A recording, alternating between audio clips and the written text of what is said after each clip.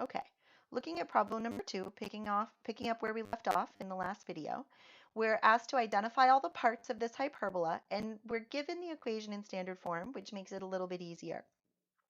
We notice right away that this is a vertical hyperbola because y squared comes first. So we know we're dealing with something that looks like this, and we know this is our important information, right? These are the things we need to identify. So if that's a vertical hyperbola, and we've got an a squared of 36, then we know that a is 6. So this point is 6 units away from the center. We've got a b squared of 16, so that means that we have a b of 4. So remember, that's this distance out to help us figure out that conjugate axis. So this distance is 4. So that means the slope of the asymptotes to the hyperbola are plus or minus 6 over 4, which is plus or minus 3/2. Now that's not the whole equation for the asymptotes, it's just the slopes. In order to figure out the equations, we're going to need to know where the center is. So we look here and we see that on the y, there's no plus k. So that means we know that k is 0. But with the x, there is an x minus h. The h is 4. So the center, this point, is the point 4, 0. So we know that we haven't moved up or down with the center, but we have moved to the right 4 units. So we now know that the center is the point 4, 0, which is one of the specific pieces of information we were asked to find. We can now use that to find the vertices. Remember, the distance to the vertex is 6 units up from the center. So if I'm at 4, 0 and I go up 6 units, I'm going to be at 4, 6. But if I go down 6 units, I'm going to be at 4, negative 6. So now I know the vertices. Next, I need the foci, and I'm going to have to do some work to find that out. Remember, c squared equals a squared plus b squared in a hyperbola. So my a squared is 36, and my b squared is 16. When I add those, I'm going to get 52. So c squared is equal to 52, and c is equal to 2 root 13. So now I know that my focal length is going to be 2 root 13 above 4 comma 0. So my foci can be written out the long way or the short way. Kind of like I wrote the vertices out the long way. I could have said 4 comma plus or minus 6. That would have been fine. I'm going to use the shorter version when I write out the foci. So I'm going to have 4 comma plus or minus 2 root 13 because I know one focus is up and one focus is down. We're also asked to find the asymptotes, and that means the actual equations for the asymptotes. So let's think about this for a minute. We've all learned about the point-slope form for a linear equation. We learned it probably as y minus y1 equals m times x minus x1. But you should realize that y1 could have been k. Oops. And y2 and this x1 could have been h. You just didn't have that terminology back in Algebra 1, so they stuck with x1 and y1 to try to make it more clear. But as soon as we think of the equation being that way, we can see we have y equals, well, it's going to be y equals because k was 0. The m is plus or minus 3/2. And then I have x minus 4. Well, that would be kind of a weird way to describe our asymptotes, the equations. Typically, we would distribute that through. So one asymptote would be y equals 3/2 x. Now, a positive times a negative is still going to be a negative. And 3/2 of 4, well, 4 divided by 2 is 2, and 2 times 3 is 6. And the other asymptote will be y equals negative 3/2 x. Now, if I'm distributing a negative 3/2, a negative times a negative is a positive, but we're still going to get a 6. So there's our two asymptotes and how we could calculate them. All right, we've listed all the information. It's time to make the sketch. So I can leave my x-axis right in the middle because there was no vertical translation. but my y-axis needs to move off to the left because my x value from my center is off to the right. And we do need to think about our slope. I've got to be able to go up 3 and over 2, down 3 and over 2, and I've got to be able to start at 4. I don't think we need to do anything weird with our scale. I think we'll be okay. So there's my center. Above that center, I can go up 6, 2, 4, 6. Ooh, just barely going to fit. 2, 4, 6.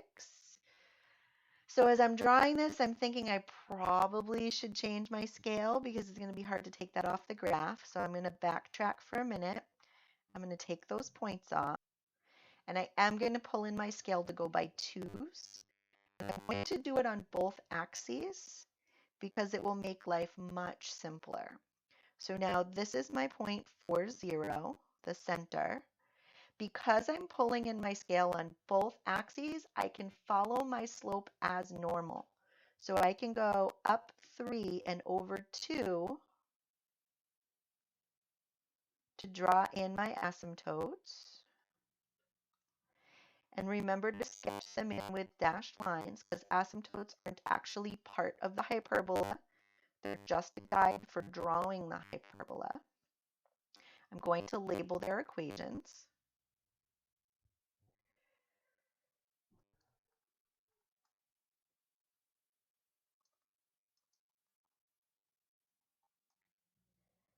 I'm just going to move this so it doesn't look like it's part of the graph.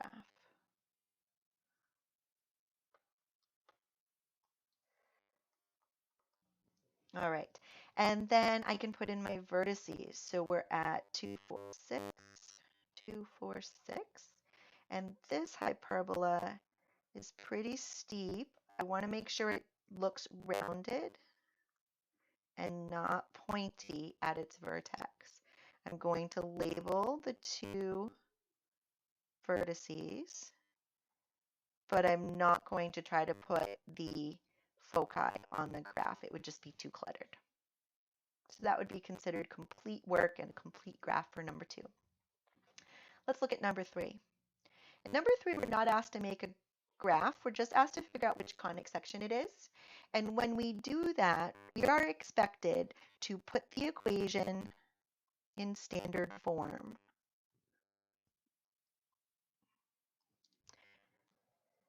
So when you're asked a question like this on the test, I will be expecting to see that you get all the way to writing the equation in standard form. So this is what I think I referred to in a previous lesson as double distribution, double completing the square, because we're going to have to complete the square for x and for y. And the first step is to sort of collect the appropriate terms together. So I'm going to start with the x squared, but let it be followed by the 2x and a plus blank. And then I'll have my plus 3y squared. It will be followed by a negative 18y and a plus blank. And I'll add the 8 to the other side, followed by 2 plus blanks, so that whatever I add to the left has a place to go on the right. Now completing the square for x is pretty simple. It's already just a plain old x squared. So I'm going to have x in parentheses and squared. Now if I'm trying to get 2x in the middle, that means I want half of that, or 1, inside my parentheses. And 1 squared is 1, so that's the first thing I'm adding to both sides. Now, the y is a little bit trickier because there is a coefficient here. So since there's a coefficient, I need to factor that out before I do anything else. So I'm going to take that 3 and imagine factoring it out. So I have y squared minus 6y plus blank. And what I find really helps me is if over here on this other blank, I remind myself that that number has to be multiplied by 3 so that I don't get confused. So now I can take and write that plus 3 parentheses and square. So now I've got a y. Half of negative 6 is minus 3. Negative 3 squared is 9. So it's a 9 that I'm adding in those parentheses. If we think about what that number really is, it's really 3 times 9, which is a 27. So now I can simplify the numbers on the other side. 27 plus 1 is 28, and 28 plus 8 is 36. Now, when we look at this, at first glance, we might be like, wait, is it a circle because I don't have any fractions, or is it an ellipse or a hyperbola? How can I tell? Right? Because with a circle, it doesn't have to be equal to 1. However, circles never have coefficients in front of those parentheses. So this can't be a circle. So we do need to go and divide each section by 36. This must be an ellipse or a hyperbola. So when I simplify to get into standard form, I see that this must be an ellipse because of the plus sign. So I'm going to conclude that this is an ellipse. Now on a test, you might ask to go a little further. I might say, tell me which conic section it is, and then tell me the relevant parts. So since this is an ellipse, you would tell me the coordinates of the endpoints of the major axis, so the vertices, and then maybe the co-vertices and the foci. That would be the important information. Whereas if this had been a hyperbola, I'd want to know the vertices and the foci, but I'd want to know the equations for the asymptotes. So it would depend on which conic section it turned out to be, which additional information you would need to give me. All right, finally, we're going to end with a word problem. You set up an electronic fence for a dog by placing 2 sensor stakes in the yard 60 feet apart. You set the sensor control so that the total distance from the first sensor to the dog's collar and from the second sensor to the dog's collar is not more than 100 feet. So it says not more, which leads a lot of us to think about inequalities. Let's just assume that the maximum is 100 because it's that maximum that's going to determine the perimeter, the boundary. And we're going to assume it's always going to equal 100. It says, what conic section models the border area in which the dog can run without getting a warning shock? Okay, what conic section equation? So we're actually asked to find the equation. But first we have to figure out which conic section this is. Okay, so there's 2 sensor stakes in the yard. So right away, I'm like, okay, what has 2 foci? Well, 2 things. One thing that has 2 foci is an ellipse.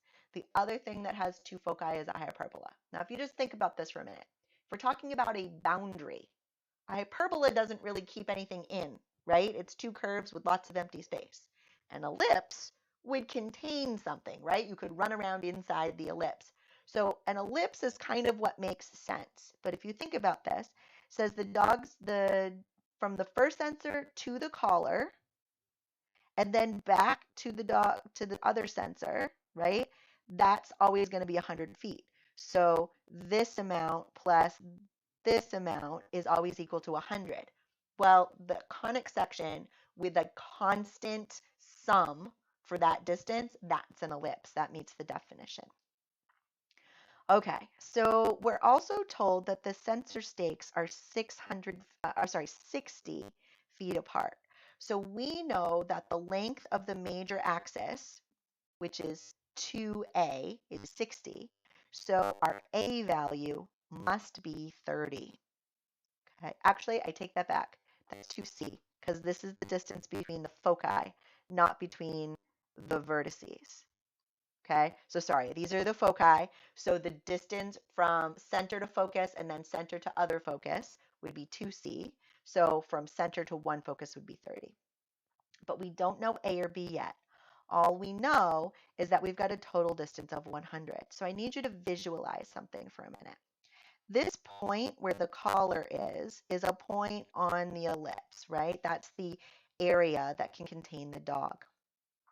Now, if you imagine taking the collar and sliding around the curve until you're down here at a vertex, that means that the distance from one focus all the way to the collar and then back again is equal to 100. Well, notice you cover this distance twice. There are 2 of these. And you cover this distance of 60 one time.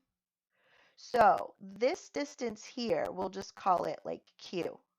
60 plus Q and then back again on Q has to equal 100 because that's what they told us here. So 2Q equals 40 if I subtract 60 from both sides and simplify. And Q would therefore be equal to 20. So this little distance here is 20. Well, from the center to the focus was 30, plus another 20 out to the side is 50. So you have now figured out that A is 50. That's the total distance out to the side. All right. So from there, we should be able to find out B. We know that in an ellipse, c squared equals a squared minus b squared. Well, c squared is 30 squared, or 900. A squared is 50 squared, or 2500, minus b squared. So we're going to subtract 2500 from each side, and at the same time, we're going to multiply both sides by -1 to get that 600 equals b squared, which means that b would equal 40. So we're now ready to write an equation. We know that a horizontal ellipse, which is how we set this one up, if we imagine we're at the center here, right? So we're going to have x squared over a squared, because it's a horizontal ellipse. So a squared was 2500, plus y squared over b squared, which was 1600, equals 1. So that's the equation for the ellipse that would model where the dog can run when wearing this electrical dog collar.